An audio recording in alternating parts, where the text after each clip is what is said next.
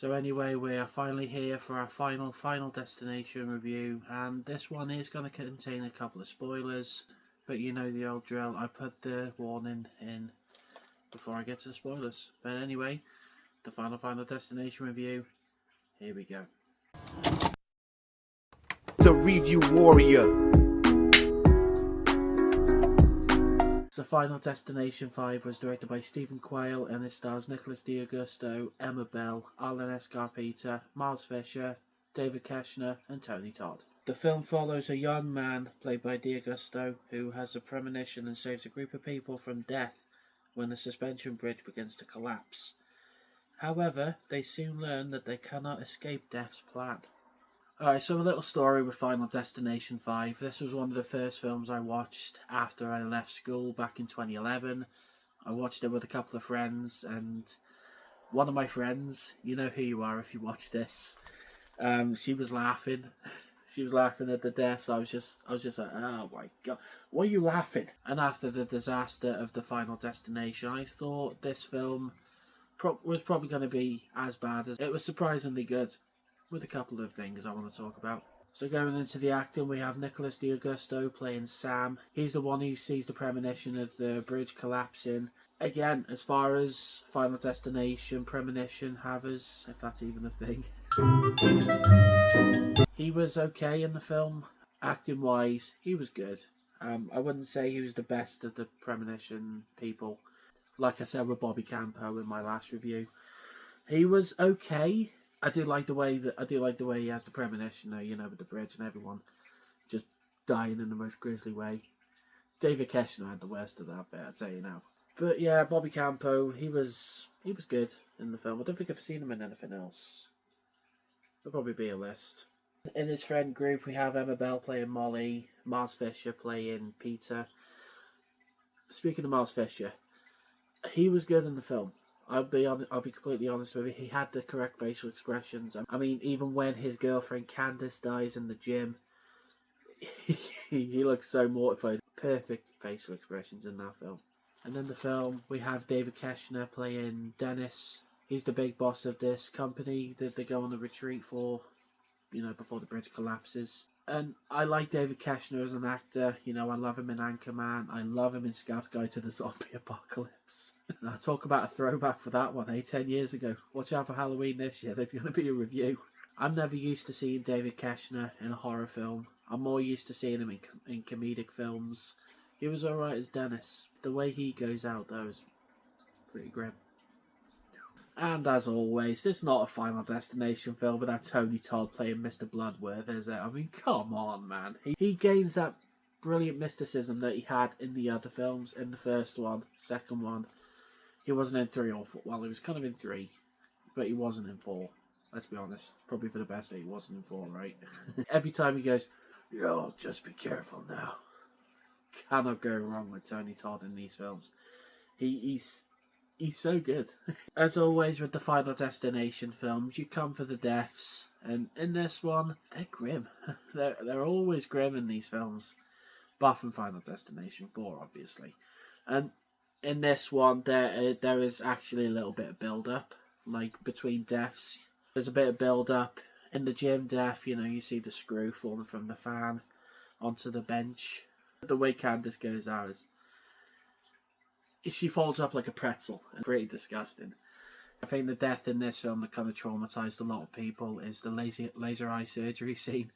When she's just sat in the chair, teddy in hand. There's a little Easter egg in that bit as well. When she squeezes the teddy bear so tight her eye pops off, which I thought was a nice touch when I saw it. Every time you're in a Final Destination film, you come for the deaths.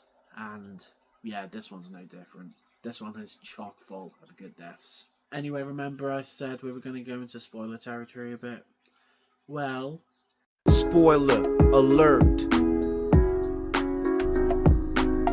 Yeah, there's a little bit of a spoiler at the end of Final Destination 5 that I want to talk about, which I think is easily the best tie-in. So basically, Sam and Molly have beat death, or so they think. They go on a plane, and turns out that it's actually Flight 180 from the first film. and they see Alex and Carter fighting on the plane, you know, tying into what happens in the first Final Destination film. And then after that, they die in the fiery explosion, which I thought was really clever. You know, it kind of harkens back and shows where it all began, seemingly before Final Destination Bloodlines, but that comes soon. Now, if I had to go into any flaws, I would say that, yeah, the CGI is a bit iffy again in this film. From before the premonition ends, you see Sam getting shredded in half, and then the way he flies into the screen looks like crap, even for 2011. It looks like the wacky waving inflatable unflailing Neo from The Matrix Reloaded. Kind of looks all rubbery, and it looks awful. Back to the ending shot when Nathan gets crushed by the plane, when the arm flies into the screen, I was just like, yeah, it looks about right. It looks about right for the CGI for Final Destination 5. There is another good thing about this film. The film's only on for an hour and a half, which is good for the Final Destination films. It's the right amount of time for the Final Destination films. Oh yeah, Final Destination Bloodlines is 1 hour 50, isn't it? Either way. Oh yeah, and the 3D was a bit naff when I went to see it at the cinema. It looked like kind of converted 3D after the film was made. I mean, it was kind of converted 3D, you know, the whole trend, that kind of thing. Apart from that, I haven't got any more gripes. Verdict. Oh, one more thing I want to talk about as well before I get to my verdict. The opening credits of this film. You see basically the credits on screen, and then someone busts through on the pane of glass that it's printed on. Harkens back to all the old deaths in the previous films, which I thought was really clever.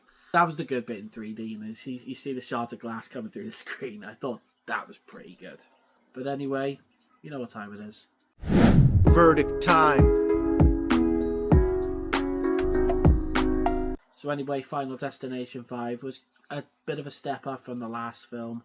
So Final Destination 5 was a good 5th film in the Final Destination series. It was definitely better than the last one. I wouldn't say it's the best one though, but that's obviously 2 in my opinion. There is a ranking video coming for that. Look forward to that.